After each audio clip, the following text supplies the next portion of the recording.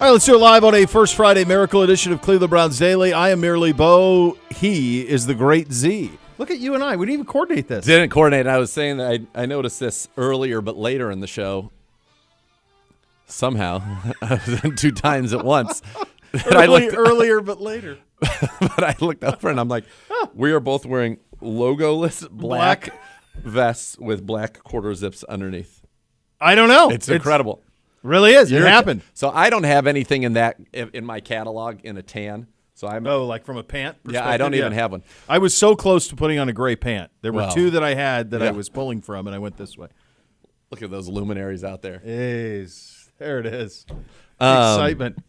I am looking at just not as a. I want to get your thoughts on this because I do think I should have some type of a brown hue. I like it. Of a pant in my repertoire because currently I do not. I have black, gray, and then blues. Probably. Yeah, a couple blues, a couple different shades of gray, a couple different shades of blue, and black. That's it. Yep. But Red Vanley, who we love, we love those guys. Yeah. Now has a pull on, and I'm told it's as comfortable as these. Yep. Corduroy. Oh baby. And I thought that's maybe where I would get into that could be the sweet spot for like the a brown, like a corduroy, pull on corduroy.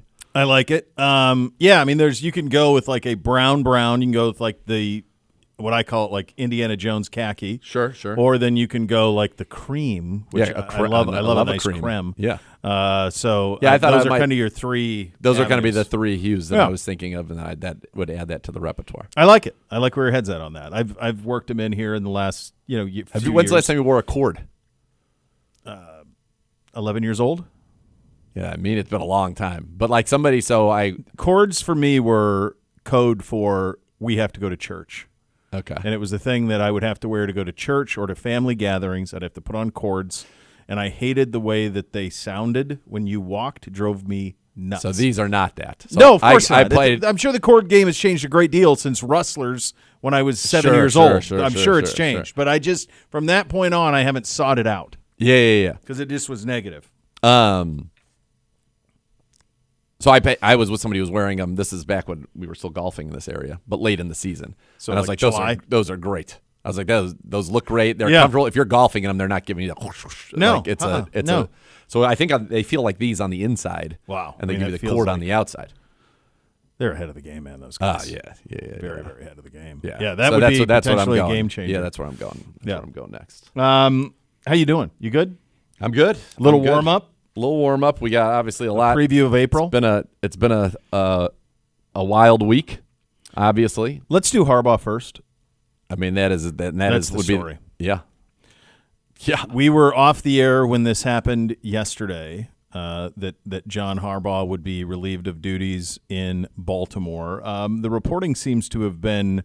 It's interesting on like what is the straw that inevitably breaks the camel's back. But in this instance, it was our buddy Todd Monken, according to reporting, that there needed to be a pound of flesh for not making the playoffs, and ownership was looking for one, and John Harbaugh was unwilling to give one. And so 18 years later, now obviously they were close to this because there's no way like it was like, wait, you won't do this. So clearly Bisciotti was prepared to move off of John, and clearly John was prepared probably in some way in the back of his head to move off of Baltimore. You've heard a lot of stuff about the locker room and the message and Lamar in particular. Yes, and specifically Lamar with Todd is what it seems to be, that John was kind of the intermediary between the two, which is weird because Lamar's best seasons have been under Todd. Correct.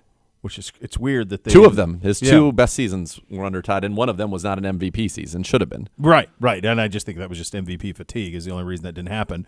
So he's now on the market, and it changes everything. I really think that not only the jobs that are open, all of them would love to have John Harbaugh, but so too would jobs who currently are not open. And I would imagine around the league, if you have a coach, and unless you're in a Kyle Shanahan, Sean McVay, Andy Reid type situation, you are saying, hey, what should we look into this? Because to me, he's Vrabel. I think he's Vrabel from last year's process. Like anybody who could get Vrabel would have done it in a second. And I think Harbaugh's the same way. Like if he's interested, then you do what is required to get him. So I think I saw this says there's 7 current openings current the Ravens. His agent said 7 teams have reached out, which means 1 who was not. I thought I saw now that it's up to 9. So 9 have, yeah. I think so. So I didn't know if we wanted to try to if that's somewhere in here, I don't want to jump ahead. Is there somewhere where we're speculating on what? Or we is are that right not now? reckless speculating unless you'd like to. Let's reckless speculate on the 3. I got one that's the no-brainer. Okay. Yes. Go ahead. Well, he should just go be the head coach of the Washington Commanders. I mean, that's the easiest one ever. I talked about this this morning, and it's just a layup. I mean, it's just sitting there. I just feel like he doesn't have to move. You think about, like, we're 40. How much do you hate getting out of your routine? Oh, a great deal. Right? Like, you have these things that you do. The routine is upset, and it changes your whole life. Like, he gets to stay in his same home that he's lived in.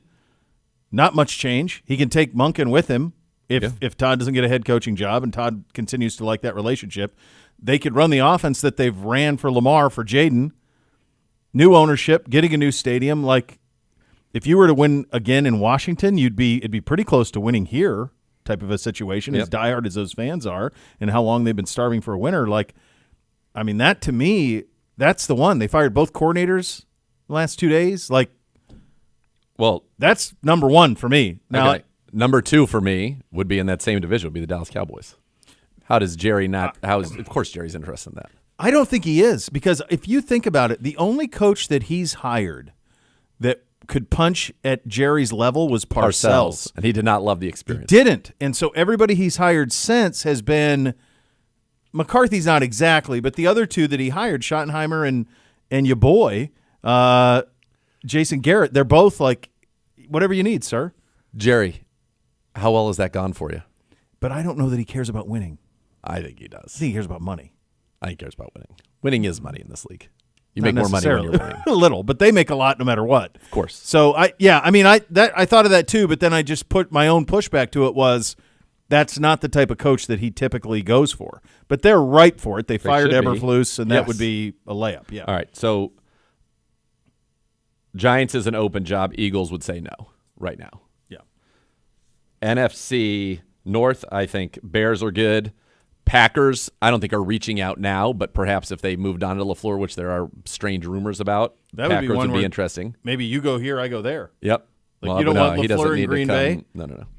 He doesn't need to go to Baltimore. Well, that's true. Vikings are good. Lions are good. Mm-hmm. NFC South, I think the Panthers or Buccaneers could be interested. Saints could be interested too, but I think they kind of like the way they finished with Kellen Moore. How that went. Yeah, Atlanta obviously is open. Yeah. Yep. NFC West, I'd say nobody. No, because he's not going to Arizona unless he just wants to live in the Valley of the Sun. No, but I'm saying the spoken for. Oh, teams. spoken for? Yeah, no interest. Nope. AFC, Dolphins would have to be interested. I think they're one of the ones. I think they're one of the 3. If there are 9 that have contacted him, I would bet anything Washington and Miami are 2 of them. All right. Our division, nobody who's open. Neither the Steelers nor the Bengals would have contacted him. AFC South, Jags no, Texans no. Oh, there's one there. Colts? Yeah. Yeah, that was. I wouldn't be surprised if they were the other one. That was quite a press conference. That was. And then the AFC West, no. 3 no's. Denver, Chargers, Chiefs. No. So if I had to bet on the 3, there's really only kind of like 4 or 5. The Bucks would be like another team that's seems like a real possibility. Yeah, of teams who have coaches who do not have an opening and currently have a coach. If I were to bet the 3, I would bet Washington, Miami, and Dallas. Those would be my 3. Same. And those maybe Indy. Indy over Dallas would be interesting. Yeah, that was 4. Yeah, would be those. Yeah, and again, I think Washington's kind of the no-brainer. But like, this is a guy who has the most road playoff wins of all time. What's his average record? 10 wins over his 18 years. Yeah, like, yeah. I mean, it's crazy, and we didn't know if we were going to get into this or not. But you and I touched on this a little bit yesterday. Like, the way this division is going to look in July of 2026, it may be relatively, it may be unrecognizable. If the Steelers lose on Monday and Mike Tomlin's like, yeah, I'm good. I've had enough of this. Like, I'm tired of this. Like, I haven't had a quarterback in all these years. I don't want to keep piecemealing it together with another quarterback. Like, I'm out. I'm good. I'm going to do TV for a year. Or, hell, I'm going to go coach the Dallas Cowboys or whatever. Like, that could absolutely be the case. How long's he been there? 20? He's the longest tenured. He was there in 05? 19. Okay, so 1 year more than Harbaugh. Good job, you get it. So never a losing season. One. He's the G-man. I take no credit. By the way, can I just say something that's I think is wild? Crazy. So Harbaugh 180 regular season wins in 18 years. 180 regular season wins in 18 years. Yeah. Here's all he has done since 2018. 10-6, 14-2, 11-5, 8-9, 10-7, 13-4, 12-5, 8-9. Canned. Presided over 2 MVP seasons with Lamar. And won Somehow, a Super Bowl in 2012. I think the most incredible thing that he ever did was that year when he was lame duck and they had Joe and they had drafted Lamar and he pivoted on the fly to Lamar and then they hired Greg Roman to run the offense that he had in San Francisco and they flipped on the fly to embrace Lamar, to put him in a position to succeed. Lamar obviously is spectacular, and away they went. It led to this incredible – because he was lame duck that year. Lamar's rookie year. You thought he was going to be gone. Yeah, and then he pivoted. And he pivoted and did a great job. Now, the funny thing about that is in 2019, which was 2019, Lamar comes in what? In the 2018 draft with Bake. Same age as Bake, yep. So, yeah, they go – he's lame duck in the middle of this season. They actually ended up finishing in 2018 10-6. They were at one point 4-5 after the bye week, and it's talk that it's over. It's done. Yep. And then they bring in Lamar, and they go. I think Lamar goes 6-1 over the final 7. Mm-hmm. And remember, then they lose in the playoffs to the Chargers. Played dime defense. We're like, oh, everybody's got it all figured out. That's how you stop Lamar. And then the very next season, to your point, in 2019. I'm going to not look at this yet. I'm going to say it off the top of my head. I think in week 1 they played Miami. I remember this game. And he throws for 5 touchdowns and like 400 yards. Yes. So I remember a massive game in the opener the next year. Because it was like, oh, we're going to draft a new guy number 1 overall in fantasy. They put up 59. Yeah. They beat him 59-10. He throws for 324, 5 touchdowns. And didn't even run. It was 324 and 5 touchdowns. RG3 came in at the end of the game in mop-up duty, went 6 for 6 for 55 and a touchdown as well. And I'm just like, and you're just like, whoa, wait a second, what? Yep. And then that was just the first MVP season. So a start over there. Yep. I mean, that's now the best job because it's ready-made. 100%. Now it comes with all the pressure in the world. Like you got to go win a Super Bowl. You got to get to a Super Bowl in the next 3 years. Who are they looking at? Who do you replace John Harbaugh with? I think they're thinking a young. Well, that's the type of one that I think there are people who we're not even talking about that would be like, oh, like is there somebody in college even that would be that you'd be like, I don't know if that guy wants to coach. Like, let's just use Marcus Freeman because we know that NFL teams reached out to Marcus Freeman about coaching. Like, is that the type of spot that would make Freeman reconsider? Now, if I'm them, I probably want to find quarterback whisperer 101. That's why I said LaFleur. Like, if Green Bay's like, yeah, LaFleur's not winning enough, which is insanity. But if they'd said that and they wanted to pivot off of LaFleur, like that's a home run. Like bring him to Baltimore and then away you go. It's so funny. I think it would be that type that they would want. I think Anthony Weaver's a name I'd watch there. Played there, coached there. Yeah. G-Man suggests Lincoln Riley if you're looking for a college coach. I think it's going to be so hard for him, G-Man, to show up with a piece of – you know how he shows up for the folks who don't watch USC football. When you show up to coach a game in the National Football League and you have this as your call sheet, I just think that's a tough sell in the NFL. So he's a guy – I think what he is, G-Man, I think he is modern-day Steve Spurrier. I think he'll light up the preseason. He'll light up college football, have a bunch of offense, but like the next part of it, I don't know that he's got that in him. But that's – those type of – that stuff would be I think like Baltimore being open is a total game changer. Great ownership. All they do is win. Incredible roster. MVP at quarterback. Talent everywhere. Really, the injury bug got them this year. If not, they wouldn't have. The other thing that's crazy is if the kick goes in, John Harbaugh's still the coach of the Baltimore and maybe Tomlin's not. We've seen the meme where it's like kick, but the ball goes through the upright. Tomlin fired right, left, Harbaugh fired. Which is crazy for either one. Real quick, going back to Weave, he was their associate head coach in 22 and 23 with the Ravens. Then he goes to the Dolphins to be the DC. I think he would be. I think he could fit their whole motif. So there on Twitter, I just showed the G-Man. There are 4 pictures in this tweet from Ian. I can't even pronounce his last name. There's 4 screenshots how John Harbaugh's last 4 seasons ended. The first one is his kicker doubled over after missing. The next one is Mark Andrews dropping the football. Dropping it. 3 years ago was Zay Flowers fumbling at the goal line against Kansas City. That's right. And the fourth one is who ran it back? Sam Hubbard's 100-yard return. Oh, yeah. Oh, my God, that's That was right. at the goal line. That's the last 4 years. How much of that's on John Harbaugh? Right. That's what I'm saying. I think it's crazy. But obviously there was a personality thing with Lamar that didn't work, whether it was with Lamar or John or Lamar or Todd or whatever.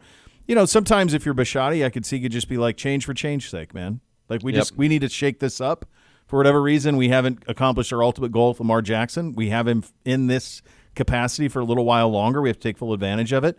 But he was a different player this year than he had been in previous years. As you talked about this earlier in the week, like he just didn't run it the way that he used to. No, so you don't know if you can ever go back to that. I don't know. We'll see. But that job being open and that coach being available is a game changer in every way. 1,000,000,000%. And it's a shocker in every way. I mean, it is to me. I just think it's a shocker. That's where I am, buddy. I just can't. I cannot imagine if we get to a point where, like, if Pittsburgh loses on Monday night to Houston and Tomlin says, yeah, I'm good, and all of a sudden this division, Zach Taylor is the only returning coach, and the other coaches in the division who are no longer employed are Tomlin, Harbaugh, and then even Kevin won 2 Coach of the Years. Yeah. And somehow Zach Taylor is the one who gets to still keep standing. his job? Yeah. It's wild to wrap your head around. Speaking of this opening, lots to get to here. Per Ian Rappaport, we've requested permission to interview Seahawks defensive coordinator Aiden Dirty. I'm not sure how to pronounce the last name. Do we know on that? Dirty. Okay. Dirty. So did some reading this morning on him. British dude, English dude, like from across the pond. Him and why am I blanking? Mike. Why am I blanking on the coach? All I can say is McDaniel. McDonald. Thank you. Mike McDonald, like those two work together a lot on game plans and a lot of the stuff that's going there. He's become kind of a hot name. Dan Pitcher, the offensive coordinator down in Cincinnati. There would be connective tissue between him and AB from Indy. So there would be your connective tissue there in terms of how those two would know each other. Dirty's been the defensive coordinator in Seattle since 24. Pitcher's been the offensive coordinator in Cincinnati since 24. And in addition to that, you have Todd Monken, who will interview as well. Also reportedly interviewing for the job, 2 guys in-house, Tommy Reese, our offensive coordinator, and, of course, defensive coordinator Jim Schwartz. They will interview for the job on Thursday. One little note from Pitcher. He started as a scout for the Indianapolis Colts.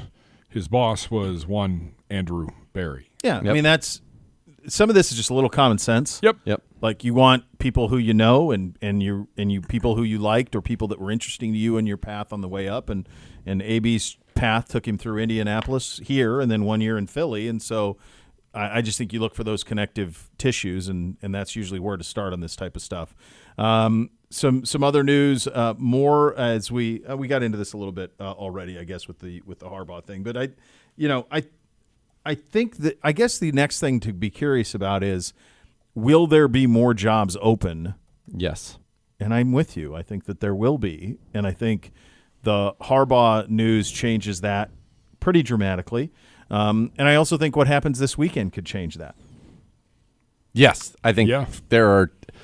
We've heard Pittsburgh, we've heard Green Bay. Those are the 2 that we've heard. Now, neither one would make any sense to me at all, but that's what we've heard. If there's an early exit there, that those 2 could be open. Let me throw a wrinkle in. Okay. And I can't imagine it would be the case, but I know the fan base is hit or miss with him is Sirianni in Philly.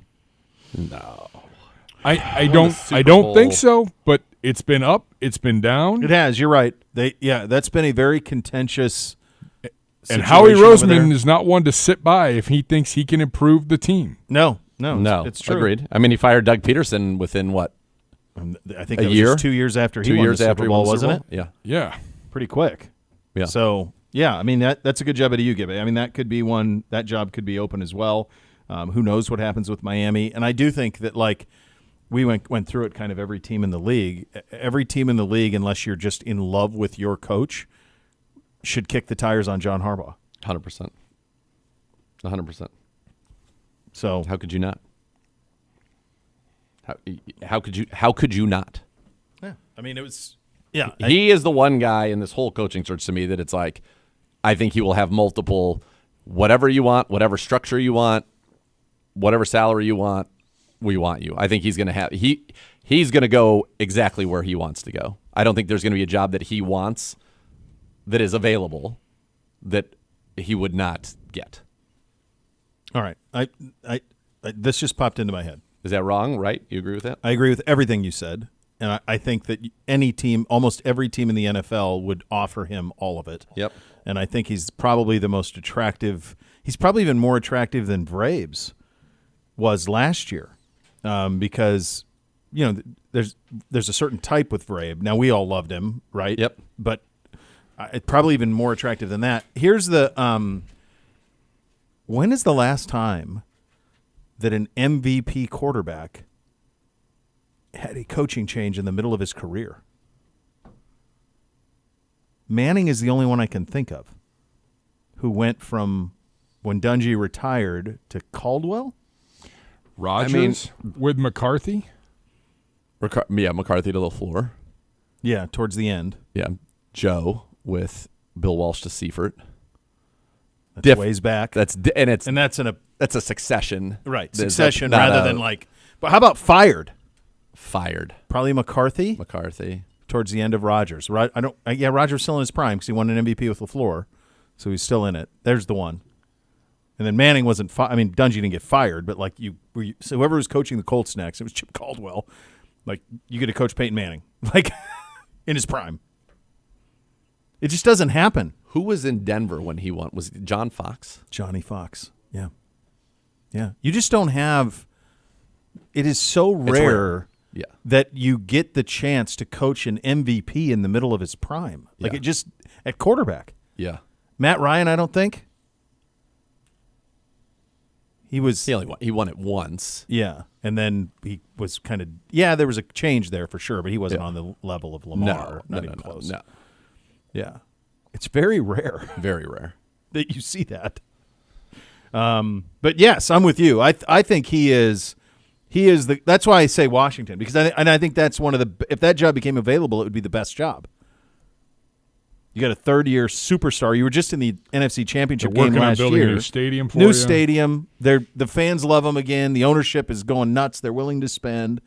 You're going to have all of the bells and whistles. If you're him, you don't have to move, and you get to coach Jane Daniels, and you can run what you ran with. That to me is the spot. The crazy part is the reality of it is in recent memory that the MVPs have been Josh Allen, Lamar multiple times, Mahomes multiple times, Aaron Rodgers multiple times, Brady, Peyton, kind of going all the way back. The two anomalies in there is you have the 1 year of Matt Ryan, and the year before that you have the 1 year of Cam Newton. Yeah. So Cam Newton was he Riverboat Ron the whole time? Did he have John Fox too? Riverboat Ron was there for a long All right, so Cam's the MVP in 15. Then they go 6-8 the next year, 11-5, 6-8. So I bet somebody got fired in his time. So let's see. That could have been one. Before he was the MVP was Ron Rivera in 14, Ron Rivera in 15, Ron Rivera in 16, Ron Rivera 17, Ron Rivera 18. Yeah, I was going to say Ron. And then Rivera gets fired in 19, and Perry Fewell takes over. Wow. Cam Newton started 2 games that year, so he was there, but 2 games. Yeah, it's really rare. Very rare that you get those type of things. So yeah. A hiring circle that already was going to have a lot in it gets a massive job. Now the best job on the market, and also the best candidate is now on the market, and that being, of course, John Harbaugh. Those are your hot topics today, presented by University Hospitals, official healthcare partner of your Cleveland Browns. Coming up next, we go around the league. We have some awards for our guys as well. We are off and running. You're listening to Cleveland Browns Daily. We're presented by Ballybet, official sports betting partner of your Cleveland Browns. Please bet responsibly on 850 ESPN Cleveland.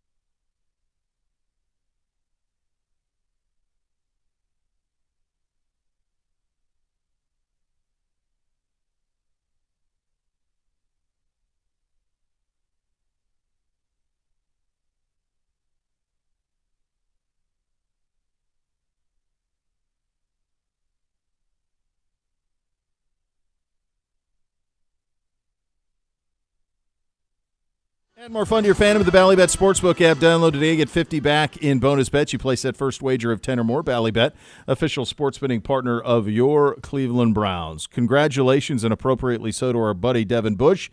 He was named the AFC's Defensive Player of the Week for Week 18. 14 tackles. Jeez. What a season he had. The 97-yard touchdown on the interception as well. Second longest interception return in the NFL this season, tied for the fourth longest in Browns history. Bush led the NFL this season with 2 interception return touchdowns and finished with a career high in tackles, 124 and 3 picks. Let's spend a couple of minutes on him. A great deal of credit for him for realizing first-round pick talent that he was when Pittsburgh drafted him, and he was ridiculous as a rookie. And then the injuries happened. And Tarv. Oh, yeah, Tarv. Like that partnership worked, man. Jason Tarver is the best linebacker coach in the National Football League. He should be a DC somewhere. I want him to selfishly stay here for forever. But, yeah, I mean, Devin Bush was like kind of on his way out as an every down linebacker. I mean, not kind of. He was on his way out as an every down linebacker. He had the great season. His rookie year was the last time he had an interception in a game. That was a great year he had. I think he ended up being third in the Defensive Rookie of the Year voting. 2 picks, 4 passes, defense, forced fumble, 4 fumble recoveries. He had a touchdown, 109 tackles, 9 tackles for loss. He was everywhere. He gets hurt against us. Tears his ACL against the Cleveland Browns week 5 of 2020. Comes back the next year. It's like 14 starts, 70 tackles, 81 tackles. Goes to Seattle in 2023. 3 starts, 37 tackles, is basically a special teams guy. Yep. Comes here in his first year, ends up starting some games over the second half of the year, 76 tackles, and then this year was a full-time starter again for the first time since 2022. Career high in picks, led the NFL in interception return yards, led the league with 2 pick sixes. Career high 8 passes defense, career high 2 forced fumbles, tied his career high with 2 sacks, had a fumble recovery, career high 125 tackles, 7 tackles for a loss, career high 4 quarterback hits. I mean, he did everything. He was awesome. And he is one that you want the Browns to keep very badly. And now Jason Tarver, and this is to me is the ultimate compliment, is now he has first-round pedigree. Yep. No doubt. But if Devin Bush has done what I'm sure he hopes he has done, if Devin Bush has priced himself out of the Cleveland Browns and gets a big contract somewhere else, Tarver's a guy to me that like Bill Callahan was, where you feel like whoever he gets in there, he's going to make it work. Yes, I think, and he's got the linchpin in Schlesinger, so he's right. But I want Devin Bush back. To me, that is, I'd like him signed like yesterday. Yeah, and also, he's an example of one of those. AB has done a really good job of this through the years. Like he'll find a pedigree of a guy that it hasn't worked out, or they flashed and then it hasn't, and it's a great example of a guy. When you and I did that very first interview with him after he signed, we weren't thinking of him as like, oh, go be the starting. It was like good special teams player, have some value in the rotation, but it wasn't like go be a dude. We thought that because of injuries and such that was it. Well, I mean, you're right.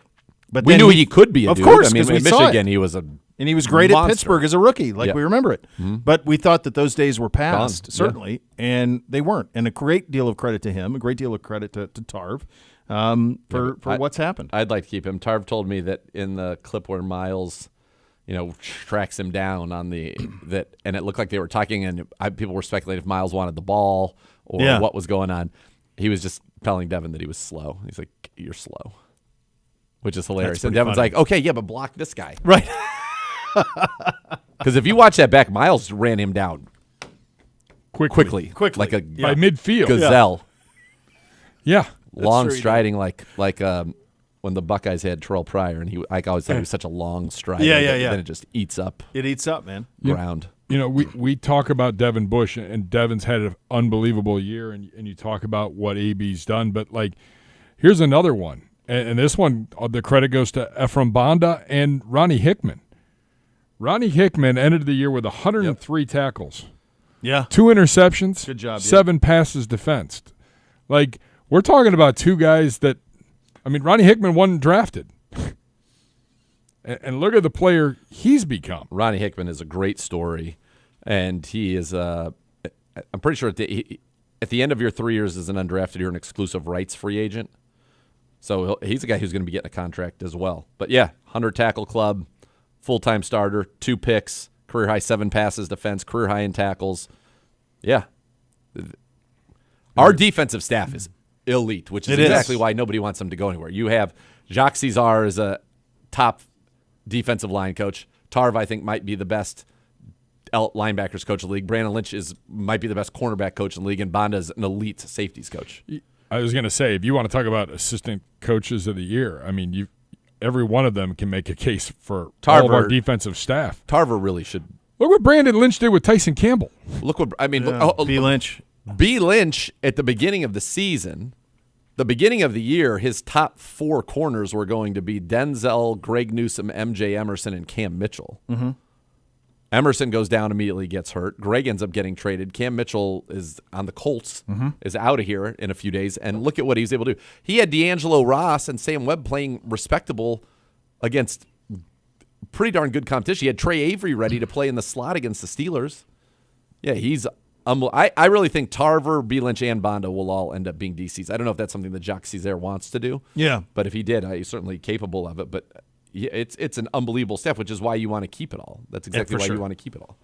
Andre Schmidt, Special Teams Player of the Week in Week 3. Grant Delpit, Special Teams in Week 7. Miles, Defensive. Miles was only Defensive Player of the Week once. And then he was like Defensive Player of the Month, too. Jordan Brooks was twice. And Jordan Brooks was Defensive Player of the Week in the games where Miles had the 5 sacks and 4 sacks. He's a great player, but wow. Some interview request tracker information. Nobody's changing their game plan. No, they're not. We'll have to ask the Hoff about that. Where's Miles more effective? In the sack, when he gets the big sack games, or when everyone's doing everything to try to keep him from Funny you say sacks? that. I was contemplating asking that. I thought that you nudge. Might. Just a little shove? Yes, yeah, I'm going to do it. That's the new version of this, I think. Yeah, I'm gonna do it. Yes, that's good. In the future past. The future past. All right, a couple of them around the league. The Giants, among those, they have requested to talk to Kevin Stefanski, of course, Vance Joseph, Mike McCarthy, Raheem Morris, and Clint Kubiak for the Giants. The Titans have gone Matt Nagy, Vance Joseph, Lou Anarumo, Kevin Stefanski, Raheem Morris, Steve Spagnuolo, and Jason Garrett. The Falcons for President of Football Operations, Matt Ryan. Matt Ryan's getting that job. I thought that was he's helping on the search, but yeah, I don't know. 49ers exec Josh Williams, Lions COO Mike Disner, and Panthers EVP Brant Tillis. Those are the names there. I thought that was a done deal. I'm shocked. I don't know that. I don't believe. I think he's helping in the coach thing. And then they're trying to figure out if there is a role somewhere else. He wants to do what Brady's doing. He wants to work in CBS and do that, which I don't know how you could do that, but it's the new trend. I know. They got to put an end to that. The Falcons, just Kevin Stefanski so far on that. Nothing yet on the GM. For the Ravens, Dolphins DC. Oh, man, I didn't even know that he was really. Yeah, Anthony Weave. Yep. Anthony Weaver and Clint Kubiak. No, thank you, Clint Kubiak. Nope. The Raiders, Vance Joseph, and, of course, Davis Webb. Davis Webb? Broncos quarterback coach. He's a former quarterback. Davis Webb was Texas Tech? He was a third-round pick of, I want to say, the G-Men. Could be. Matt Nagy there, too, and then Clint Kubiak there with the Raiders. And the Cardinals have Weave, Vance Joseph, Matt Nagy, Raheem Morris, Clint Kubiak, Robert Saleh, and Thomas Brown. Who am I thinking of? When you said Davis Webb, I almost said Cal. For some reason, I think Texas Tech, but I could be wrong. There is a Cal guy that I'm thinking of then. You're right. Who is? G-Man says you're right. Me or Z? Z. It's Cal?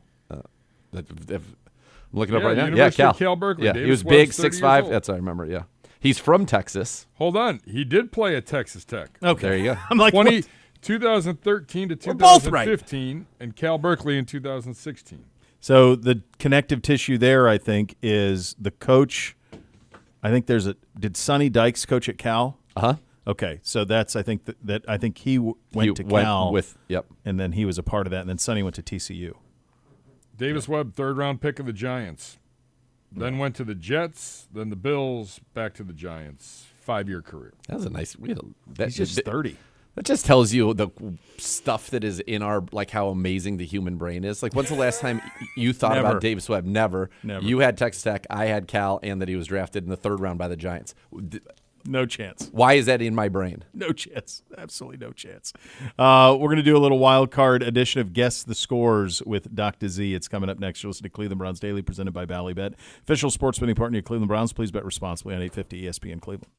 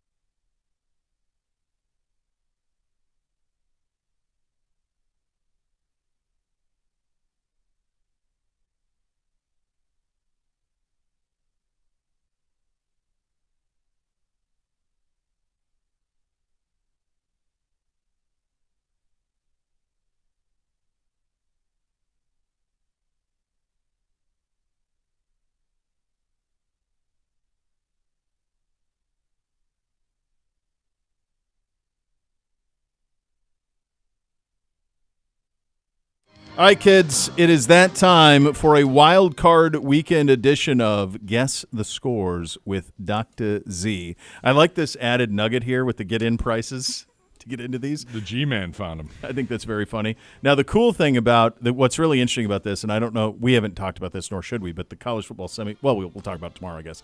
College football semifinals are next 2 days.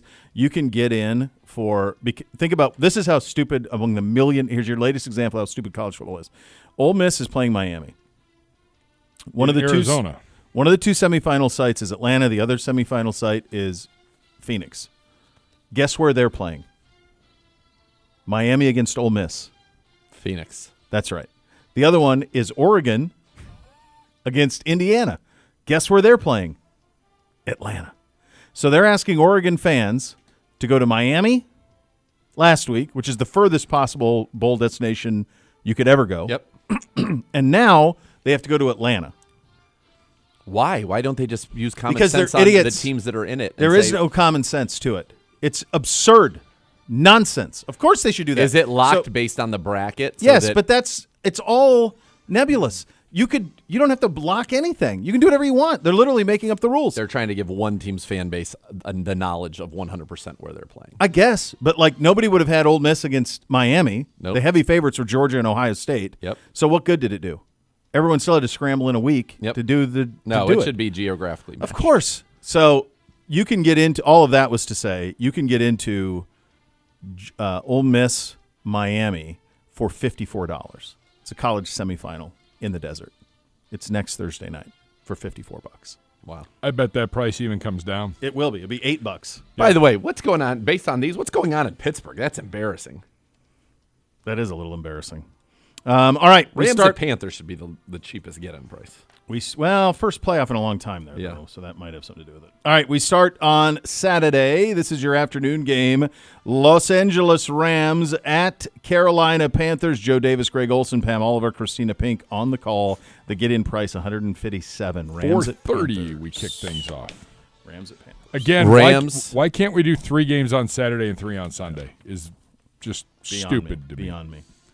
Rams minus 6.5. It's 10.5. What? For a playoff game. 10.5. 10.5. Oh, that's a loss. That's a loss, dog. That's definitely a loss. All right, the late game. This one on Amazon. 10.5. They lost last time there. They did. Yeah, that's right. This is a prime production. This is Al, Kirk, and Kaylee Hartung. It is Packers at Bears. The get-in is $371. By the way, this is the one I would expect to be the most expensive. That 10.5 one makes me feel like they believe they want everybody on Carolina. Yes. Well, that could be a disappointing start to the festivities. Yeah. Packers at Bears. Packers Round at 3. Bears. I wish I could. Oh wait. Do a little studying here real quick, if I may. Well, while you do that, here, let me tell you about Kirk Herbstreit's week. Kirk Herbstreit today flies to the desert. He's got game day tomorrow afternoon. He does Ole Miss and who are they playing again? That's right. I tuned it out after Ole Miss and Miami? Yep. So he's doing that game. He then, right after that game, will fly to Atlanta. They have game day Friday afternoon before that semifinal, Oregon and Indiana. He's not doing that game, but he's doing game day. He then hops on a plane, will fly to Chicago to do Chicago and Green Bay, and then come home Sunday morning at about 2 a.m. Yeah. Yeah. I mean, 4,000 miles. He gets to take the dog. He's got private planes and suites, and he lives in a world where 4 seasons allow him to let the dog run in wherever it wants. So that's not bad. Not too bad. All right. So I had written something down. I went back and looked. This matchup was actually played in Week 16. It was amazing. And I actually said in that one, Bears minus 1.5 is what I wrote down right here. That's what it was in Week 16. I'm sticking with it. Bears minus 1.5. Packers minus 1.5. So that's moved 3 points from that game. From that game. 3 points. I don't know why. Just because the Bears can't have nice things, I think. That's got to be it. All right, we're on to Sunday. This is your early game window. It is Bills at Jaguars. This is your Nance Romo Wolfson production, and the price to get in is $180. Bills at Jaguars. Jags minus 2.5. Bills minus 1.5. I'm 0 for 3 in any format. You said it. Brand new world, brother. I disagree with some of these lines. I do too. I think Jacksonville's better than Buffalo, and I think maybe significantly so. As they just went to Denver and smoked them, 34-20. And then we're looking and we're like, how are they 13.5 on Tennessee last week? Yeah, and we thought that was huge. And then now they come with them not even favored in this game. Crazy. How about the 3 road teams? That's who Vegas has. That's true. That's true. Niners. Here's your afternoon delight. Niners at Eagles. Burkhardt, Brady, Andrews, Rinaldi. The get-in price $204 on this one. Eagles -6. It's less than that. Why did you go so big on that? What's wrong with this 49ers team? What am I not? My dad's so down on him. I just thought that's why there was going to be 6. And plus, these lines have all been bigger in favor of of who the favorite is than I thought they would be. The get-in price 204. It's Eagles -4.5. Okay, so that's a hard Vegas zone anyway. Yep. This is a debacle. The night game is the worst it's ever been. Well, I mean, NBC I had Sunday the team Night Football favored wrong twice, and the ones that I've been right, the closest I've been was that, which was 1.5. Yeah, that's the closest I've been. Yep. Chargers at Patriots. Tirico Collinsworth, Melissa Stark. Your get-in price is $171 at Foxborough. None of these are awful except for the Packer-Bear game. They're Packers, yep. And the get-in price means you're sitting in the worst seat in the house, right? That is the cheapest. That's cheapest the worst seat in the house. Cheapest seat in the house. But I'm sure that they worry about all the Packer fans coming in, so that's where you get the $371. The rest of these, I don't think you could have. Patriots. All the rest of these, you wouldn't have their fans invading. Buffalo will invade Jacksonville, though, for sure. Yeah. Chargers at Patriots. Patriots -3.5. Let's go. Nailed it. Exactly. An exacto. Exacto. That's worth 4. Have it be worth 4. I'm fine with it. Yep. We finish on Monday Night Football. It is the Texans at Steelers. Joe Buck, Troy Aikman, Lisa Salters, Laura Rutledge on the call. The get-in price just $134 on that one for Texans at Steelers. Texans -3. Got it exactly. Well, great finish. What a finish out of you. That means I'm 8-4. Yeah, you're right there, brother. You're right there. That was an unbelievable finish. Yeah, it's interesting. I think there's a pretty direct correlation with can your fans drive to this game or not? And if they can't, then you can get in relatively reasonable. And if they can, like Green Bay and Chicago, then you get the 371 number that's up there. I think the Niners number's a little surprising to me. I don't get the Bills number surprising too. And I think the Rams is massive. I mean, 10.5. It's stunning. They must think that. I mean, do they think the Rams are just going to, like the last time was a fluke and the Rams are going to ram it? Yeah, I mean, I think that's obviously what they think. And then the next part of that is what you said, is that they're trying to hope that a lot of people come in on – they're trying to make their number so big that people tempt with the Carolina thing is probably how it goes. So I think 49ers, Eagles, you got two teams that are kind of floundering. I mean, the Eagles – The Niners – the Niners had one bad game. I think the Niners win that game. I'm not sure that Pedro's totally on board with your analysis, Nate. No, he is. That's he really the only flawed. thing, that's the only thing you and him don't see eye to eye on. Everything else, you guys in lockstep. Everything else, lockstep on the rest of it. By the way, I just received an email from the Hoff. Okay. That must have the new logo for Hall of Fame Meats on it. He's got a new logo, and he's got a new company, Hall of Fame Meats. Huh? Oh, so he's not Hall of Fame beef anymore. No, he's got Hall of Fame beef, Six Springs Farms, and Hall of Fame Meats. It's a new one. Look at this logo. Let me see. I was going to say, are we allowed to discuss this? I mean, it's in an email. Oh, that's strong. With the cleaver. Oh, Jeez Louise. Come on, Hoff. Come on, Hoff. Jeez What can he do? Louise. What can he do? Well, now he can have meetings. See what I did there? That's a good job out of you. The Hoff is going to join us as we get to the second hour of the program for the Joe Thomas half hour of the program. I'm not going to bring up the logo with the Hoff, though. I've decided that was just for us just now. I like that. I think that's smart because it could just be a personal email to you, and then you don't want to expose things. Maybe it's a big unveiling. Right. Yeah. Smart. Let's keep that just between us, if you will. Second hour of the program coming up next. You'll listen to Cleveland Browns Daily. We're presented by Ballybet, official sports betting partner of Cleveland Browns. Please bet responsibly on 850 ESPN Cleveland.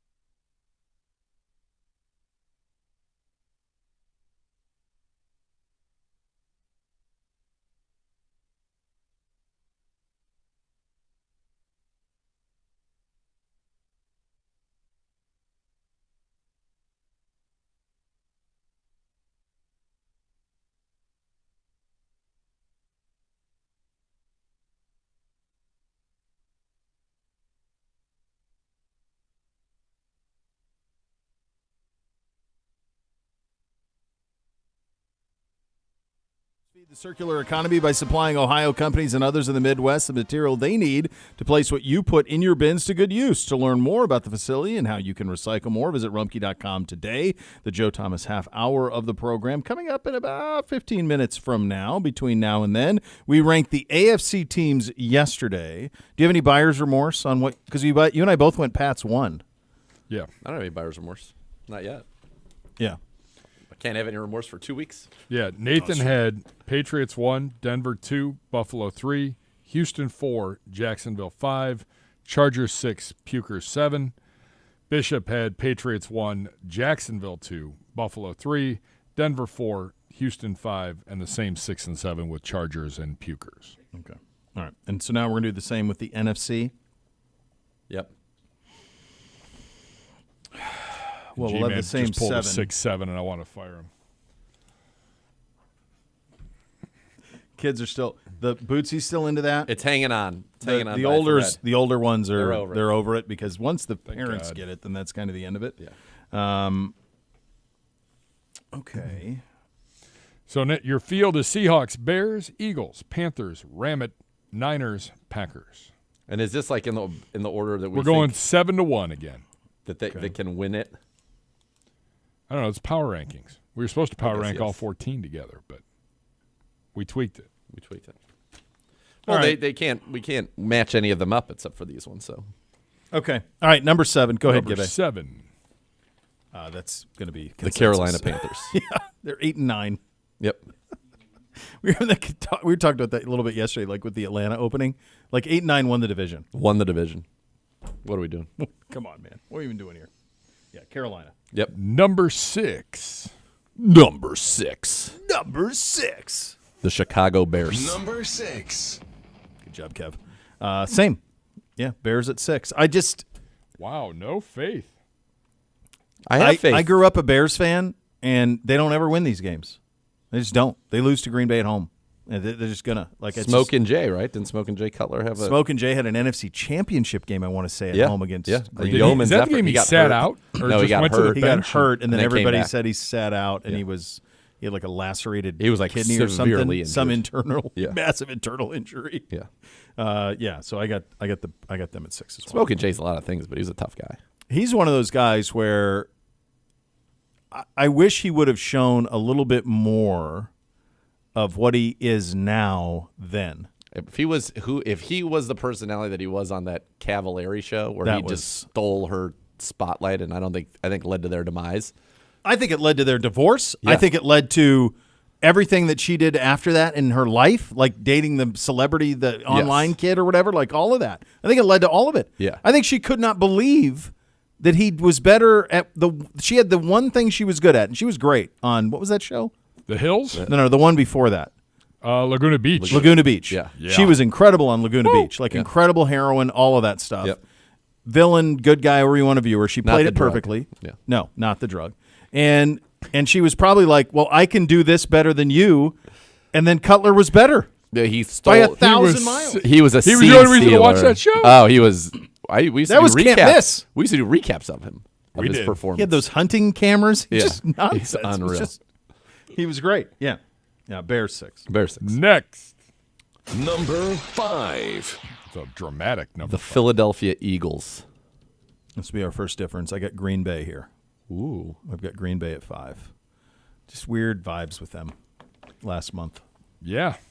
Weird I get vibes. it. Weird vibes. Okay. Weird I vibes. think you can make the case weird vibes for Philly. Both of those. I agree. I agree. Next. Number 4. Who wants to go? Nerd. Oh, really? Yeah. I got them higher. I got Philly here. I got Philly at 4. You had Philly at 5. Yep. I had Green Bay. Why are you putting the Niners 4? Because I like the 3 teams above them a little bit better. The I Philly's do think weird. the fact that they have 20 sacks on the season, I think when you can't, like a lot of times in the playoffs, it comes down to can you pressure their quarterback? They can't. Yeah. So it just puts a lot of stress on them. If they have somewhat of an off day offensively, I think it's going to be very difficult. yeah. Yep. I love the Niners. I'm also I know. reverse jinxing it a little bit. I'm like really bummed out. I had already concocted this scenario in my mind with the Hoff that the Niners were going to win against Seattle, be the 1 seed, have every game at home, run the table, and then host the Super Bowl. Yeah. And that me and the Hoff were going to somehow get Pedro into that game. Oh, that would have been that. You could have done that. Yeah, but now I think it's a harder road. So I'm trying to like if they were the 1 seed, I was going to be gung ho all in, and they would have been number 1 on this. If they beat the Seahawks, which makes all the sense in the world, if they beat the Seahawks, they'd be number 1 on this. Yeah, I have Philly 4. Just weird vibes. I agree. Weird vibes. Next, Number 3. Bo Bishop. That's where I have Seattle at 3, and it's just a Darnold thing. Their defense is 100%. unbelievable. Their running backs are unbelievable. Their line's unbelievable. It's just to me they have one threat in the pass game, one, and when it comes time to the postseason and you're preparing for the one threat, I know how good the defense is. I'm you on this on Darnold. And I think he's been great the last 2 years. It'd be ridiculous, but I can't shake last year's playoff game.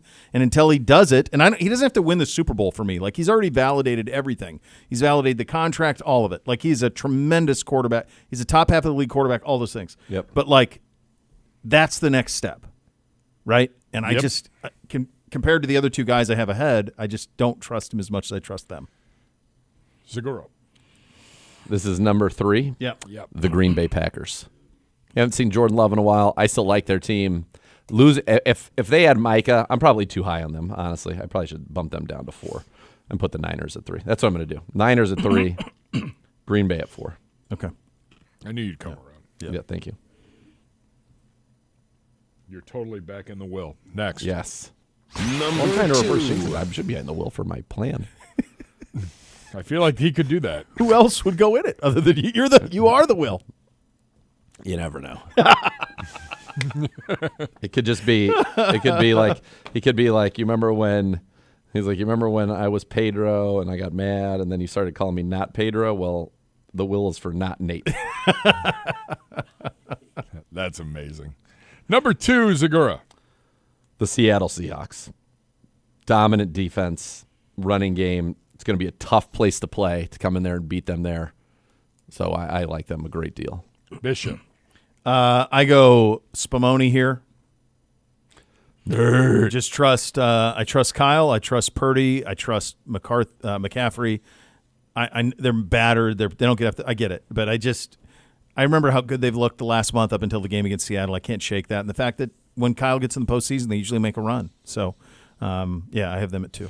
Well, that would leave number 1 and both of you with the same one. Ram it. Could be was Brady's first Super Bowl beating the Rams? It was. Yes, I was there. St. Louis Rams. Yeah. St. Louis Rams. Kurt Because then he Warner got and him the again Rams. at the end when they were the L.A. Rams with Yep. Goff. I didn't even think about the total full circle nature of that. Yeah. His last one in Could Drake New May, England. if it was Drake May, Matt Stafford. It'd be fun. I just think the Rams' path is really nice.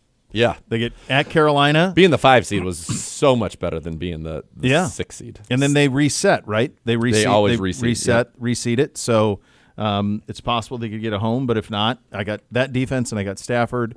Adams is coming back. Nakua. They need if Green Bay or the Niners win, then they would play. Oh, they don't want to play the Niners in L.A. That'll be a Niners home game. Yep. Well, the Niners are the 6. Yeah. They're the 5, right? Right. So if the Niners win, just the Niners win and not Green Bay 7. Yeah. I mean, you could have all 3 of those teams win, and then all of a sudden the Rams are playing the Niners, and Green Bay would be going to Seattle. Yeah. It's going to be a good playoff. But if the Niners win, then the Rams would be going to the Bears. Yeah. You'd feel that's pretty okay good too. about that. Yeah, absolutely. The Joe Thomas half hour of the program coming up next. Thanks for listening, everybody. Cleveland Browns Daily, presented by Bally Bet, official sports betting partner of your Cleveland Browns. Please bet responsibly on 850 ESPN Cleveland.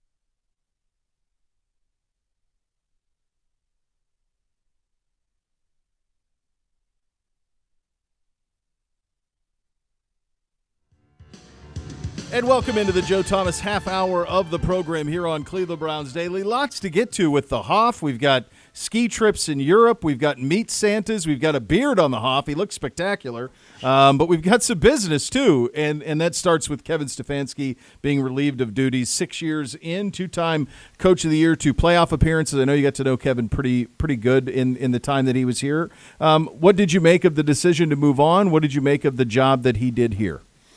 Well, it seemed like just listening to the tea leaves and reading them, which I don't do a whole lot of reading, but I do more listening. And it seemed like this was something that was probably decided, a few weeks before the end of the season, which became obvious after they did let him go. And, you finished the season strong with a couple wins, but I think that a separation, a parting of the ways, as I think they may have called it, it seemed sort of inevitable where he'd done a great job.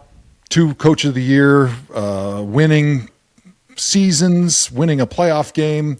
But I think not ending up in the playoffs this season and continuing that growth and that success, it led to, both sides being ready for a fresh start and not having complete clarity at the quarterback position. I think the Browns thought, if we are going to do something, this is the time to kind of have a little reset and bring in a new coach who's going to bring a new vision, a new voice in that room to kind of create the next version of what the Cleveland Browns can be and set the course for this team as they kind of have an enormous decision here to make this offseason and maybe the next offseason at that quarterback position.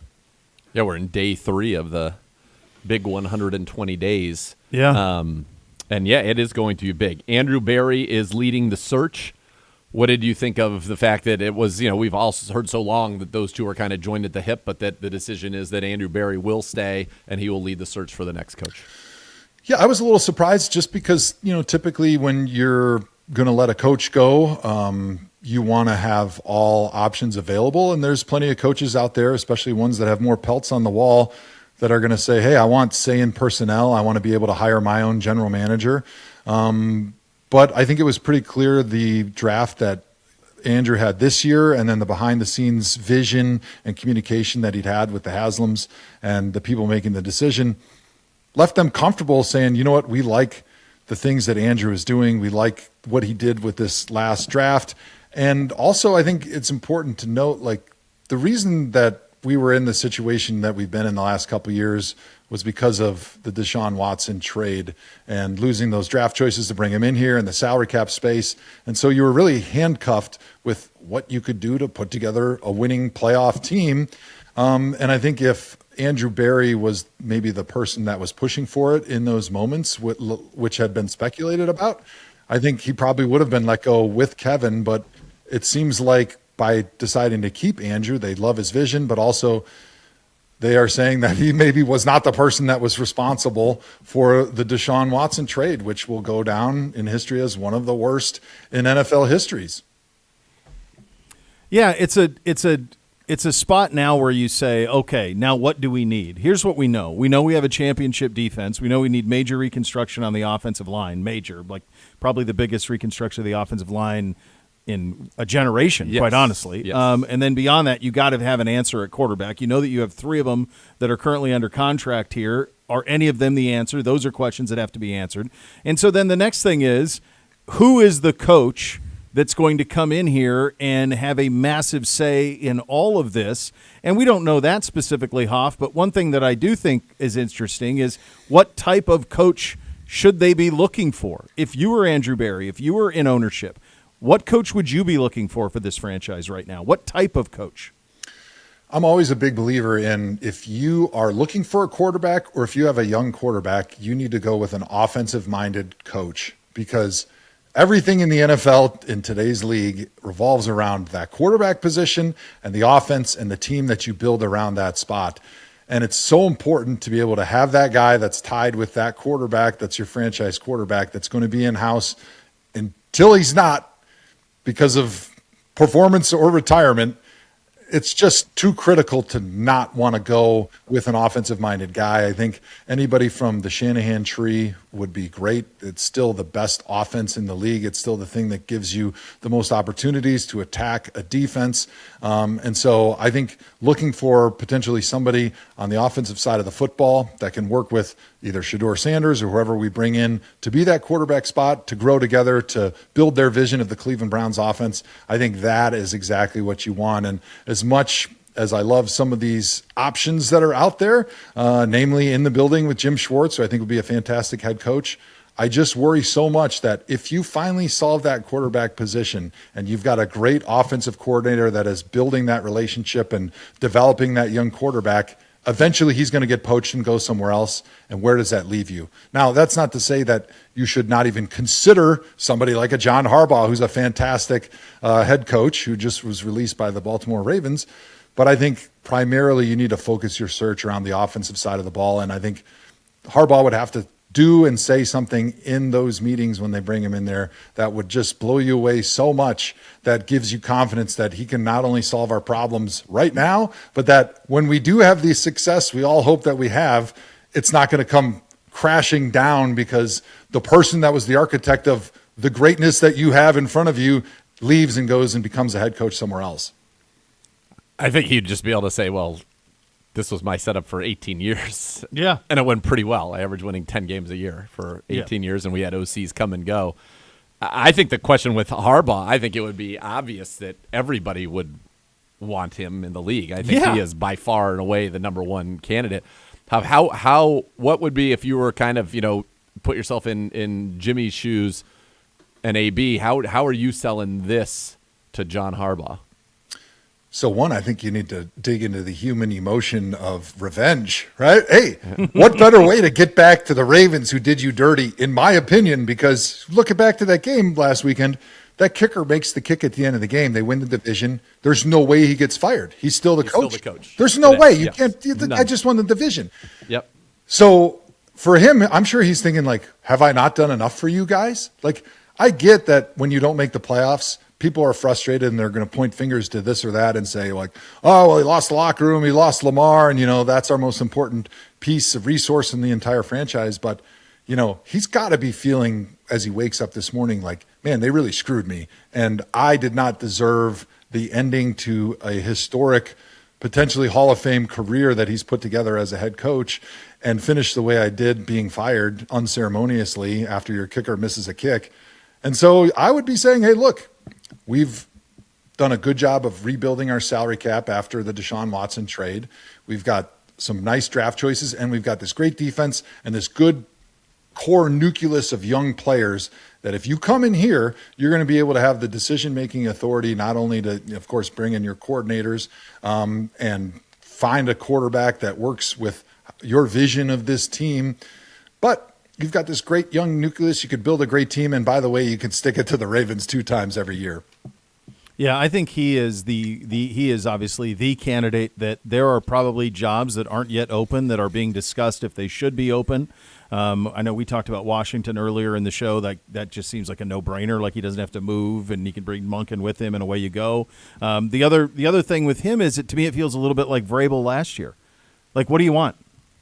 That's what. Yeah. What do you want? What do you want? Like, you tell me. Like, is it money? Is it control? Is it power? Is it whatever? I think here are the keys to the franchise. Take it. And like, he's got more road playoff wins than anybody in the history of the sport. Like, what are we doing? Like, go hire whatever. He's it the takes. number one. That's like he's the Vrabel. I don't know about in your social circles or any. I happen to be in a couple of various meetings and things this morning, and that's all I'm. Harbaugh, back up the brink. Sorry, I got people calling me, yelling at me. Get whatever he wants. Like, who cares? Whatever he wants. Yeah. And you look at a lot of these jobs, and this year is rare that most jobs it was just the coach, not the GM. But I think with a guy like John Harbaugh, you tell me, baby. You tell me what it is that you want, and that's the way that I think it's going to go. I think where he ends up is going to be fascinating. I do think that there is, to your point, I think there's a good chance that it could be a place that does not have an opening right now.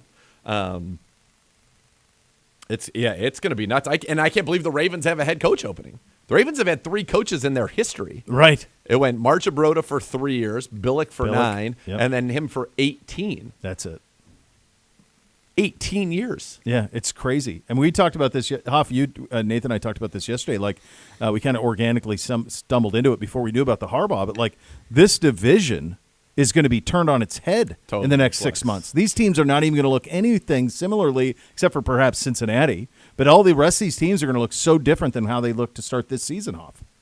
Yeah, it's pretty crazy. I mean, I didn't even really think that John Harbaugh was even close to being on my bingo card for being a coach that was going to be let go. I know there's been no way plenty of speculation around Mike Tomlin potentially, being done in Pittsburgh, which I think would be asinine. And if he gets let go, which I don't think he will anymore because of where they are, but like that would be another fantastic exception to my rule of you want an offensive coordinator, offensive-minded head coach when you have a young quarterback or you're going to have a young quarterback versus if you've got an old quarterback, then you bring in more of the manager, delegate type head coach. But, Tomlin, Vrabel, Harbaugh, like off the top of my head, those are 3 exceptions to my rule where I was saying those guys would be fantastic, unbelievable candidates to be able to bring in here. And looking at the AFC North, I definitely didn't think that potentially at the end of the season, Cincinnati, maybe Pittsburgh would be the only teams that are retaining their head coach after the seasons and the few seasons that they've had as head coach. But I guess when you look at the ownership in Cincinnati, it's not a surprise that they're saving money whenever they can. It is a strange thing, and a lot of people think obviously if that kick goes through, Tomlin's the one that is looking for a job, and Harbaugh is not. Which the fact that either one of those guys, to me, those are guys that are like they go out on their own terms. I mean, Lamar missed a ton of games this year. Certainly was not himself. They still had a chance at the very end. It's shocking, but I think obviously, he becomes the most attractive candidate out there. Now you were not here. You had started to sail off into the Hoff sunset of becoming the king of all the meats in this great land before Todd Monken came here. But did you know anything about him? Did you ever cross paths him or people that knew him well? We loved him here. He actually spent a lot of time standing right there talking with Bo and I. We had a great relationship with him, and he's kind of the first name that's been out there. He fits your mold as an offensive guy, not a young guy, a guy that was very well established and has been really successful everywhere he's been. Yeah, I think he would be a fantastic candidate. I've crossed paths with him when he was here in Cleveland, and my relationship with him was more on a personal level, and he's a fantastic guy. Fun to chop it up with, talk X's and O's, and I know talking with Joel and some of the guys that were there with him, they loved him as an offensive coordinator. He's a guy that likes to throw the football, but he's not afraid to, ground and pound a little bit, and I think he would be a wonderful candidate. And I think it's good, sometimes the younger candidate, thinking about guys that may be available, like Clint Kubiak, possibly would be a great candidate for us. But sometimes having the experience and being around a building previously and seeing different franchises and teams and how they're built, I think sometimes that experience gets potentially overlooked a little bit as everybody's looking for the hot, new, young thing that doesn't have any blemishes on their head coaching record because they haven't just been around that long. Hoff, you dealt with a lot of coaching change during your professional career. Were there instances where the first time you met a new coach, and I don't want you to name names, there's no reason to bury folks who don't have jobs necessarily anymore, but were there instances where the first time you met a coach, you were like, oh yeah, this isn't going to work? And then conversely, are there guys that you cross paths, and what's that like, and guys that you cross paths with, and you're like, oh, this guy's got it in him. Like, this guy's for sure going to be a dude whenever he gets that opportunity. I think the fatal flaw for anybody that works in NFL football is to think that you know everything and that, the moment you meet somebody, you just know, like, for sure, oh, this is definitely not going to work because, you know your little aspect, square of football. I know my space, but you still have a sense and you have an opinion, certainly when you meet somebody. And there was definitely a couple coaches that I had when I was in Cleveland. I go, that ain't going to work. At least I'll give it a 1% chance of success. I'm not going to say 0 because I don't know everything, but I know for a fact this ain't going to work very well. That's hilarious. It's why it's so hard. That's why it's hard. It's like a quarterback. Like there are no sure things. Vrabel was a sure thing. 100%. Last year in the cycle, Vrabel was a sure thing, and Harbaugh is a sure thing. So we've kind of talked about the way that I look at coaches, and I'm curious to see if this jives with the way that you would look at coaches. That to me, they kind of fall in like 3 buckets. And bucket 1 would be kind of culture tornadoes, which would be, and not to say they don't know X's and O's or they're not scheme guys, but that is their bread and butter. So like Harbaugh, Tomlin, Dan Campbell, like guys like that. That's not all of them, but just guys that are in that ilk. Then you have your, what I would call like scheme guys who made it. Like Kevin got this job because he was a scheme guy. Yep. And there are, guys who are very good in that bucket. And then there are what you would call the guys that have it all, right? And Andy Reid is a culture leader, but he's also the scheme master. Sean McVay, Kyle Shanahan. And, like Kevin O'Connell's probably somewhere between 1 and 2. Ben Johnson and Liam Cohen appeared that they have not just the scheme, but also that leadership ability to grab people. Sean Payton would be in that one, and that's where you ultimately want to have your guy be. But some guys, have to grow into that either from a scheme standpoint or from a culture standpoint. Number one, did you kind of agree that that's kind of the buckets you would put leaders of a football team in? I do agree, and I think your next question is, what's the priority, right? Yes. What's the most important thing? And so for me, I think culture has got to be number one. Having the X's and O's is obviously vital, but also if you're a good delegator, if you're a John Harbaugh, who was a special teams coach in Philly, so it's not like they brought him in because he was a master X's and O's on offense or defense. You can hire those people if you have the leadership skills to build the culture and build people. And to your point earlier about Harbaugh having so much success with a bunch of different coordinators, like he understands people. The emotional intelligence of him is very high to understand how people are going to work and fit together. And you can bring in the right X's and O's guys, but I think it's easier to find good X's and O's guys than it is to find good culture guys. So you'd have to put that on top with a hierarchy of what's the most important thing when you're looking for that head coach, because the head coach's job, yes, it is working with the players and devising a good scheme, especially if you're an offensive-minded guy. I think about Kyle Shanahan, who is my favorite coach and has had obviously great success in San Francisco. It's like he understood obviously the scheme so he could implement his vision, and he can continue to implement the vision as the game of football and the NFL game changes, which is really important. But your most important job as a head coach is to coach your coaches, to manage ownership, and to be the front man for the brand for the Cleveland Browns, to be that person that goes out there and takes the bullets after a loss, takes the accountability, and then goes back and delivers the message from top down of his vision so that everybody's on the same page.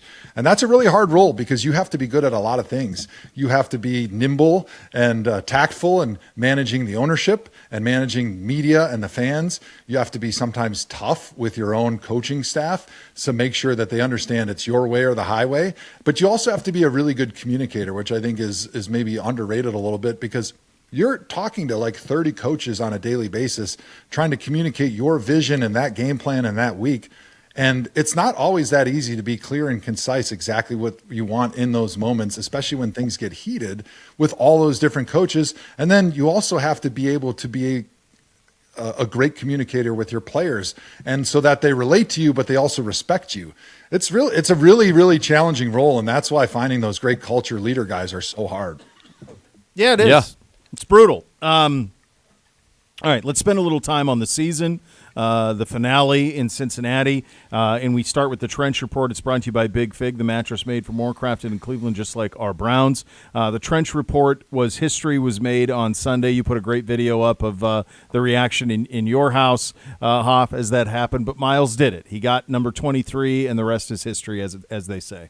Yeah, it was a special moment. Obviously, everybody in Browns Nation was waiting with bated breath since he got on the doorstep of setting that sack record, and in a season that didn't have a lot of things to be excited and cheer for. You had your young quarterback, Shedeur Sanders. You wanted to see what he could do, but also you wanted that feather in your cap for Miles, for the fan base to be able to celebrate what is, in my opinion, the greatest defensive, certainly, accomplishment that you can have in the game of football. And I would even put it up there with any accomplishment, any record in the game of football, because it is so significant and it's so difficult to get to that mark. And we saw that the last few games of the season, because once you get close, Nobody wants to be that team or that player that gives up that final sack that pushes you over the top. And the week before Miles set the sack record, he was going against a Steelers team that said, I don't care if we don't win the game. I'm not letting Miles sack the quarterback. And even in Cincinnati,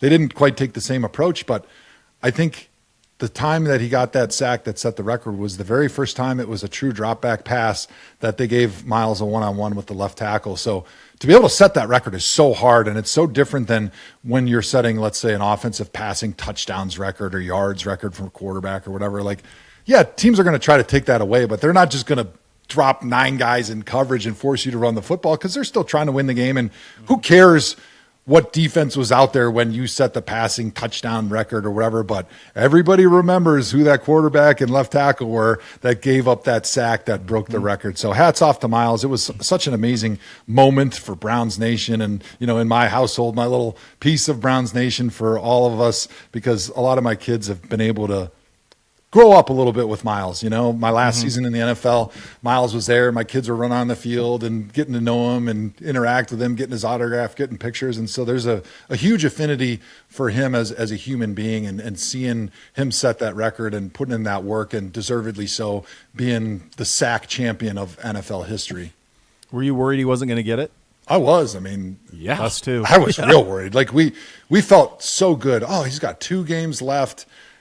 Going into that Steelers game, he'll definitely get it. The pace he's on, the way he's beating people up. But to my point earlier, like, teams, especially when you're going against a team that maybe doesn't have as much on the line, like, they put all their effort into not allowing you to get that record. Well, I felt like the last 3 weeks you really saw it. I mean, you go back to the Bills game. Yes. I mean, and watching that Bengals game, I thought they were going to be normal, but it became so obvious. They ran sometimes when it happened this way, but if Drew Sample was over there, that was the only time you had a chance that it was going to be a pass play. And quite frankly, when he was one-on-one before that, they did a lot of running where Miles would try that quick get-off. He'd be up. They would trap the defensive tackle on that side, let him get up, and then all of a sudden there was nobody on the left side of the line, and that's how they were having success running the football. Do you think Miles is more disruptive in a game in which he has, we'll call it 3 or 4 sacks, which he had 3 such games this year? He had one where he had 5. Yeah. Or is he actually more disruptive in a game like the Steelers game where he has no sacks because they're completely changing what they're doing on offense to the detriment of their ability to score points? I mean, the Bengals did too, way more than I would have thought. Way more than I thought they would. And in fact, even when without Ward and Campbell, they still were not really willing to just pass the football like normal, which is insane. Crazy, yeah. I never would have thought I would say this, but I'm going to say that he's more influential in a game where he has no sacks and they do everything they can to not allow him to get a sack. That's like what I thought. All of the Steelers. Because when you get a sack, even a game where you have 4 sacks, that's basically 4 drive killers, which is huge, right? Obviously, you pay big bucks to have a guy that can kill a drive by getting a big sack. But when you play the game the way the last 3 weeks were played against Miles, he affected the game negatively for that offense on every single play. Yep. Yeah. I mean, the Drake May one we did yesterday. He sacked him 5 times. Sacked him 5 times, and they beat the brakes off of us. Yeah. I mean, that's it. I'm curious to see how those last 3 games carry on into next year, if they do, or if they do at all. Because in those 3 games, he was held to 1.5 sacks. The half sack against Buffalo, which turned out to be a darn big half sack at the end of it, was really just because they were there and Josh Allen fell down. It wasn't like he was able to get a normal style sack. Yeah. Nothing against the Steelers, and it took until 6 minutes left in the fourth quarter for them to be down where he was able to get that one. I think teams that take that extreme of an approach are doing it to their detriment, and that just tells you to me right there why he is the greatest at what he does on the planet by a wide margin. Yeah, they were going into that game. One, obviously there was like an ego pride thing for Pittsburgh, Cincinnati, like, hey, in the division, we don't like you guys, you don't like us, we don't want to give you the record. But also, it was like they were just so willing and worried. They were so willing to add extra, and then on top of that, just not drop back and run their normal offense, because they felt that if they ran a normal offense, Miles would win the game. Mm-hmm. Think about that. If you're an offense, any offense in the league, and you go into the game and say, if we do our normal offense, we're going to lose because of one guy on that defense. That's an amazing influence on the game. I mean, I've always said that quarterback, and I think probably most people agree, is probably the most influential position in all of sports. But a guy like Miles that's playing that position as a pass rusher, so far above and beyond anybody that we've ever seen playing that position, might be even more influential than a quarterback. Maybe, or maybe close at least, because he completely shuts down an offense and they can't do anything that they normally wanted to do. Now, if you have an offense that helps you out on the other side a little bit, then maybe I could have a bit more of that argument. But it's just amazing to think that one man on defense at that position can completely shut down an offense, and they're so afraid to do anything that they're willing to just basically go out there and hope to not turn the ball over or give up a sack. It's crazy. It really is. And a massive season, and he gets it, and he's going to win Defensive Player of the Year, obviously, as well. So he's going to have that historic season. On the other side of the ball, and this speaks to our offseason because it's offensive line, it's weapons, as Z and I talked about all last offseason, but it's got to start with quarterback. You saw a pretty good runway of Shedeur Sanders as the quarterback of the Cleveland Browns. You saw a decent runway with Dylan Gabriel as the quarterback of the Cleveland Browns. We know what Deshaun Watson used to be, but hasn't played in a year. We know those three guys are under contract. How would you approach that room this offseason, Hoff? So I think with Dylan, you learned that you did a good job selecting a third-round draft choice that can be a solid backup, which is a very important position in the NFL. A lot of teams pay $7-10 million to that spot because it's so important to have a guy that's ready to be able to come in, manage the game, do whatever he needs to do to keep you in those games, and then hopefully hand it back to the starter. But I think you've also seen enough from Dylan that you don't feel good with him potentially being your starting franchise quarterback because the ceiling is just too low. The playmaking ability down the field is not there to the capacity it needs to be a starting quarterback in the NFL. With Shedeur, you saw some really good and you saw some really bad. And we saw a nice trend line heading in the right direction. He was eliminating some of the mistakes and bad habits that he had.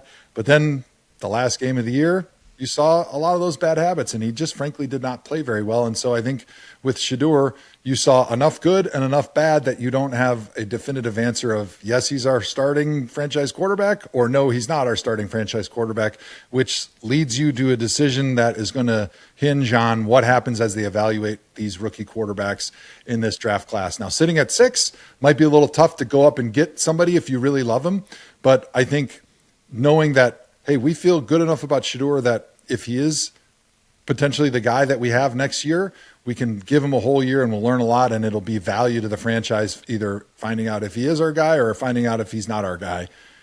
But it'll all hinge about, do we love one of these quarterbacks in the draft, and can we go and get them? And then I think from that point, then you have your decision tree that goes off of that. That'll tell you what you want to do with Deshaun, what you do with Shedeur, and maybe if you want to bring in a veteran quarterback. It's gonna, and that's the biggest challenge face. I mean, head coach and that are the those are pretty massive. That's it. So everything. Other than that, and redoing the offensive line, it's going to be a breeze. Yeah, it's only the two most important things that there are. Yeah, right. In all of sport. In all of sport. Yeah, exactly. One of them is anyway. Yeah. It is a little bit of a wild undertaking. Do I do some awards? Sure. Yeah. Let's run it. Go it. All right, Hoff. MVP on the Browns, not named Myles Garrett. Dang, I didn't think you'd say that. Boy, I mean, I want to give it to my guy Joel because do it. I'm going to do it and talk a little bit about him. Yeah, Joel. I mean, talk about the consummate professional, Yep. doing everything you've always asked of him, doing it with a smile on his face, with positivity, being the leader among the offensive line, being one of the leaders on that unit for as long as he's done that. I think he ended up 9th all-time this season, games played for the Cleveland Browns. A great honor for him, but always doing it without complaints, being the steadying force on that offensive line that all the other 4 starters that were out there did not finish the season, but continuing to play great football all the way until the end.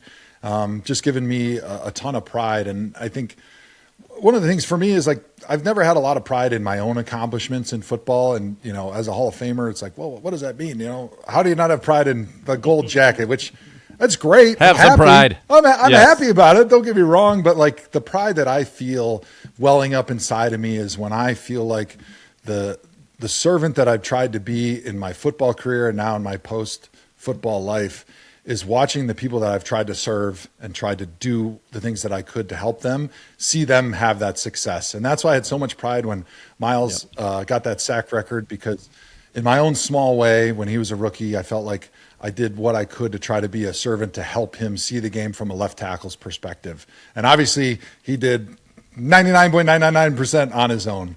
And with Joel, like, he had the talent, he had the desire, he had the work ethic, he had all those things, but being the guy that played next to him for the majority of the beginning parts of his career and helping him get inside my brain and try to teach him that process and spend the time with him and just learning to get to know him as a human being and the amazing football player, father, husband that he is, member of the community.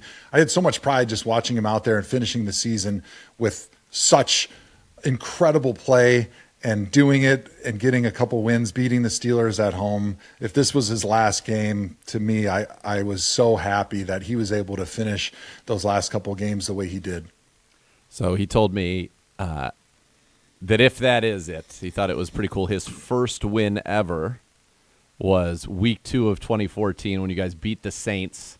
Furious comeback, game-winning drive, walk-off field goal to win it. And that used to be right there for the longest time. It was that was the mural that was there was week 2 of 2014 against the Saints. And then he said it would be wild that, you know, potentially his last win was also a game-winning drive, walk-off field goal. So I asked him, I said, what were you thinking when you were going out there? Because on the broadcast I noted, I said, this could be the llast drive of Joel Bitonio's career, or certainly the last in, you know, brown and orange. And he was like, I just was like, can't give up a sack on your last drive. What an offensive lineman. He's not thinking about anything but, man, I just don't want to give him a sack right now. This is really can't give up a sack on my last drive. He's like, I love it.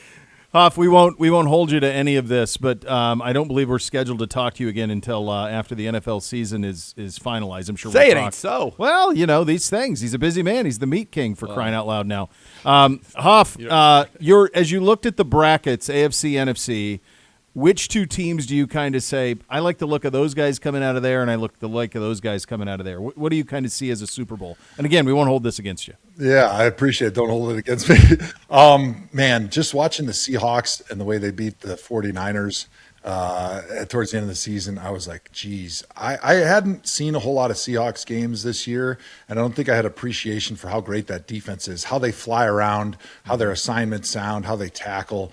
And I think Sam Darnold, I cheer for Sam Darnold, right? He just seems like a very likable guy in that locker room. Yeah. Seems like he's always doing the right things. He's had, you know, some tough goes in his career, being labeled a bust early on and having to bounce around.